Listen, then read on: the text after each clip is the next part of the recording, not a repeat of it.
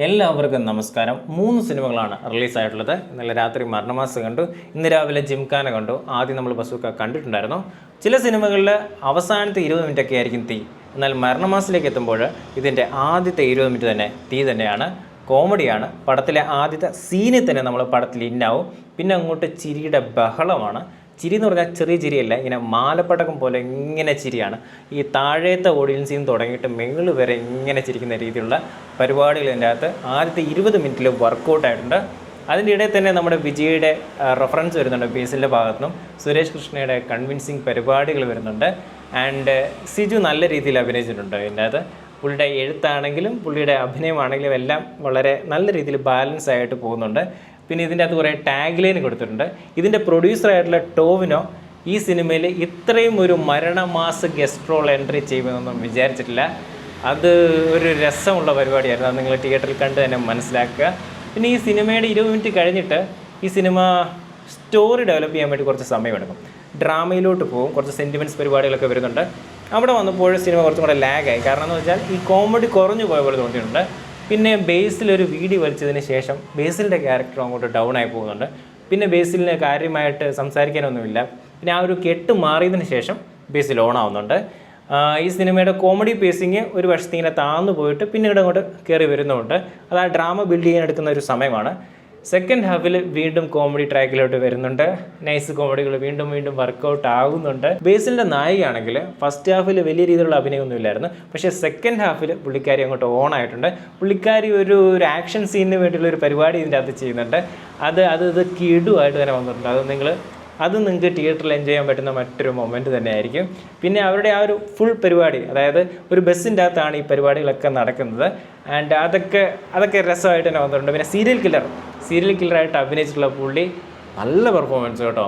പ്രത്യേകിച്ച് ക്ലൈമാക്സ് ബിറ്റിൽ പുള്ളിയുടെ action sequence ആണെങ്കിലും ആ സമയത്ത് ഉപയോഗിച്ചിട്ടുള്ള സൗണ്ട് എഫക്ട്സ് ആണെങ്കിലും ക്യാമറ മൂവ്മെൻറ്റ്സ് ഒക്കെ ആണെങ്കിലും ആ സിനിമ ഭയങ്കരമായിട്ട് ഹോൾഡ് ചെയ്യാൻ വേണ്ടി, അതായത് പ്രേക്ഷകർ ഇങ്ങനെ ഇരുന്ന് കാണാൻ വേണ്ടിയുള്ള പരിപാടികൾ ചെയ്തിട്ടുണ്ട്. ആൻഡ് കുറച്ച് നാൾ മുമ്പ് നമ്മുടെ ധ്യാൻ ശ്രീനിവാസൻ ഒരു ഇൻ്റർവ്യൂവിൽ പറഞ്ഞിട്ടുണ്ടായിരുന്നു ബേസിൽ എന്ന നടന് റേഞ്ച് പുള്ളി പൊന്മാനി തെളിയിച്ചിട്ടുണ്ടായിരുന്നു. ഇതിൻ്റെ അകത്തോട്ട് വരുമ്പോൾ വെറൈറ്റിയാണ്. ഒരു ആൽഫ സിഗ്മ പരിപാടിയാണ് ഇതിൻ്റെ അകത്ത് പിടിച്ചിട്ടുള്ളത്. ട്രോളാണ് മെയിനായിട്ടുള്ളത്. ഇങ്ങനെ നടക്കുന്നവരെ നിർത്തി അപമാനിക്കുകയാണ് ബേസിൽ. ക്ലൈമാക്സ് ആകുമ്പോൾ പുള്ളിക്ക് കുറച്ചും കൂടെയൊക്കെ അഭിനയിക്കാനുള്ളൊരു സ്പേസ് വരുന്നുണ്ട്. അത് നന്നായിട്ട് തന്നെ പുള്ളി യൂസ് ചെയ്തിട്ടുണ്ട്. നൈസായിട്ട് ഒരു രീതിയിലും പ്രശ്നമില്ലാത്ത രീതിയിൽ ആ ക്യാരക്ടറെ അവതരിപ്പിച്ച് അങ്ങനെ കൊണ്ടുപോകുന്നുണ്ട് ബേസിൽ. ആൻഡ് മൊത്തത്തിലുള്ള ക്രൂ ആണെങ്കിലും എല്ലാ പരിപാടികളും വളരെ നീറ്റായിട്ട് തന്നെ ചെയ്തിട്ടുണ്ട്.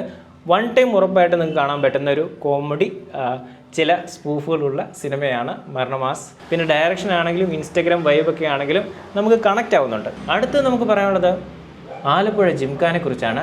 അത് നെസ്ലിൻ്റെ പടമാണ്. നെസ്ലിന് വിളയാടാൻ വേണ്ടി നമ്മുടെ ഖാലിദ് റഹ്മാൻ വിട്ടുകൊടുത്തുള്ളൊരു സിനിമയാണ്. ആൻഡ് നെസ്ലിനെ കുറിച്ച് പറയുകയാണെങ്കിൽ പുള്ളിയുടെ ബോഡി അത്യാവശ്യം ഫിറ്റാക്കിയിട്ടുണ്ട്. നെസ്ലിൻ മാത്രമല്ല, ഇതിൻ്റെ അകത്ത് നെസ്ലിൻ്റെ കൂട്ടുകാരായിട്ട് വരുന്നവരെല്ലാവരും നല്ല രീതിയിൽ വർക്കൗട്ട് ചെയ്ത് അടിപൊളിയായിട്ട് അവരുടെ ബോഡി നല്ല ഫിറ്റാക്കി വെച്ചിട്ടുണ്ട്. അത്യാവശ്യം കാണാനും പറ്റുന്നുണ്ട് നമുക്ക് സ്ക്രീനിൽ ആ വർക്ക് പരിപാടികളൊക്കെ. അതിൻ്റെ കൂടെ തന്നെ തമാശയുടെ കാര്യം പറയുകയാണെങ്കിൽ നെസ്ലിൻ്റെ പ്രേമലൂല് കണ്ട രീതിയോ അല്ലെങ്കിൽ അതിന് മുമ്പത്തെ സിനിമകൾ കണ്ട രീതിയോ ഒന്നുമല്ല. ബോഡി കുറച്ചും കൂടെ സ്റ്റിഫായിട്ടുണ്ട്. വളരെ നാച്ചുറലായിട്ട് വരുന്ന പുള്ളിയുടെ ബോഡി മൂവ്മെൻറ്റുകളാണെങ്കിലും ക്യൂട്ട്നെസ് പരിപാടികളൊക്കെ ആണെങ്കിലും ലിമിറ്റഡായിട്ട് പോയിട്ടുള്ള പോലെയാണ് തോന്നിയിട്ടുള്ളത്. ആ സ്റ്റിഫ്നെസ് വന്നപ്പോൾ മൊത്തത്തിൽ അഭിനയത്തിലും ആ ഒരു സ്റ്റിഫ്നെസ് എവിടെയൊക്കെയോ കണ്ടുപോയി. ആൻഡ് ഇവരുടെ ഈ ഒരു ഫ്രണ്ട്ഷിപ്പ് ഗ്യാങ് ഉണ്ട്. ആ ഗ്യാങ് ഒന്നും ആത്മാർത്ഥമായിട്ടൊന്നും കണക്റ്റ് ആയ പോലെ നമുക്ക് തോന്നുന്നില്ല. ഖാലിദ് റഹ്മാൻ വരുന്നു, ഇവരോട് അഭിനയിക്കാൻ പറയുന്നു, ഇവർ അഭിനയിച്ചിട്ട് പോകുന്നു. അതിനപ്പുറത്തേക്ക് ഇവരുടെ ആ ഒരു ഫ്രണ്ട്ഷിപ്പ് ഗ്യാങ്ങിന് ഒരു പ്രത്യേകതരം മാജിക് ഉണ്ടാക്കിയിട്ട് അത് നമ്മളിലോട്ട് കണക്ട് ചെയ്യാനൊന്നും സാധിച്ചിട്ടില്ല. അത് പ്രേമലൂലൊക്കെ നല്ല രീതിയിൽ വർക്കൗട്ടായിട്ടുണ്ടായിരുന്നു. ഇങ്ങോട്ട് വരുമ്പോൾ ഞാൻ പറഞ്ഞില്ലേ, ആ നാച്ചുറാലിറ്റി പോയിട്ട് സാധാരണ അഭിനയത്തിലോട്ട് വരുന്നുണ്ടായിരുന്നു. അപ്പോൾ അതാണ് നമുക്ക് ഈ സിനിമയിൽ ഒരു പ്രശ്നമായിട്ട് തോന്നിയത്. അതിനപ്പുറത്തേക്ക് നോക്കുകയാണെങ്കിൽ സിനിമറ്റോഗ്രാഫിയൊക്കെ ഭയങ്കര രസമായിട്ട് അവർ എടുത്തു വെച്ചിട്ടുണ്ട്. പ്രത്യേകിച്ച് ബോക്സിങ് മാച്ചൊക്കെ വരുമ്പോൾ കളറാണെങ്കിലും അല്ലെങ്കിൽ ക്യാമറ ഷോട്ടുകളൊക്കെ ആണെങ്കിലും നല്ല ക്ലാസിക് സാധനങ്ങളാണ് എടുത്തു വെച്ചിട്ടുള്ളത്. നല്ല രീതിയിൽ നമ്മളെ എൻഗേജ് ആക്കുന്ന പരിപാടികൾ ഒരു സൈഡിൽ കൂടെ ഉണ്ട്. ഇതിൻ്റെ കൂടെ തന്നെ ഇവരുടെ എഫോർട്ട് നമ്മൾ മാനിക്കണം. ഇവരുടെ പഞ്ചുകളൊക്കെ വളരെ സ്റ്റൈലിഷാണ്.